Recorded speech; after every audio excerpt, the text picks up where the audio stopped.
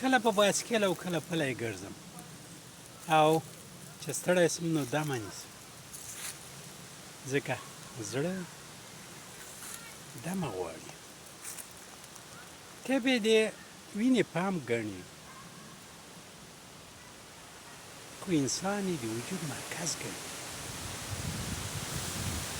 ټول وجود مرکز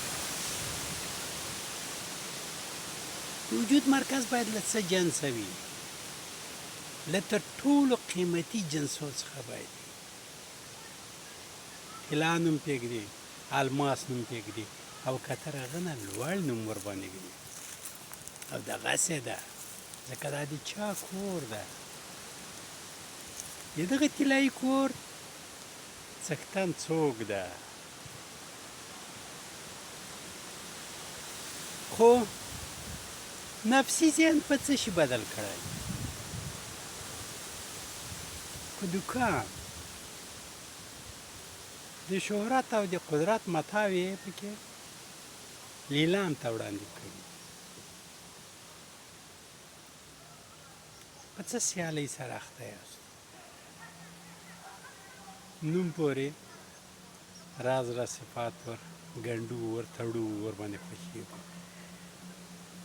خانو سترو استادو کمالدارو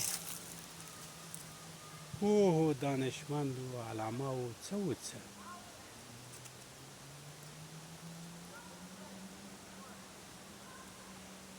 او د قدرت په ډګر کې څه بدې سولې لري څنګه کولی شم د تربره له مځکې نه یو څه په خپله مځکه ورګاډه زړه طلایي جنس د خدای کور هغه په دې دوکاندارۍ بدل شوی لرغونې خو ژوندۍ خبره ده وایي یو زړه مې درلود او هغه مې خدای ته وسپاره نو هیڅ غم او درد راته پاتې نه شو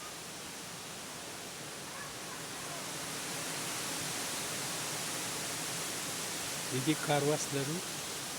زړه یې لرو ځان نه پوښتم زړه یې لرم ځکه وایم مینه زړورتیا ده ډېره لویه زړورتیا که زړه یو مخ خدای ته وسپاره څه غم به مې پاتې شي هغه څښتن هغه صاحب چې هر څه یې راته راکړي او چې د هغه خوښه نه وي نو ښایي د اوبو غړپ مې په ستوني کې بند شي نو بل څه کار پاتې کېږي پرته له دې چې دغه کور ور وسپارم ستا ده او څه کولی شم چې دا د دې وړ شي چې ستا کور وي فقط مینه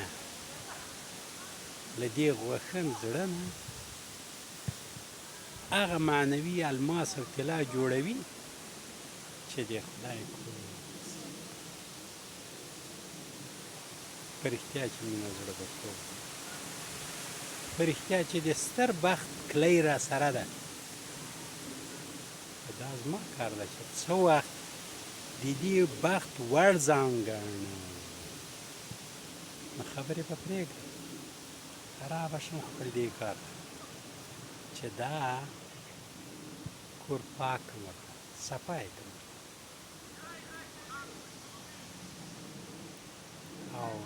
ټولې ذهني او نفسي خزلې ته وڅنډم لویه خدایه دا وس راکړي راځه توکل مې دی په خدای مبارکو زړونو ته مو زما سلامونه وایي ځکه دا هغه جنسونه دي چې د ځمکې ټوله پانګه نشي ورسره برابرېدلی نو سترې خزانې لرئ مبارک مو شه دا خزانې فقط ورته زړور شئ یعنې مینه ګر شئ نشته تاوان راځئ تجربه وکړئ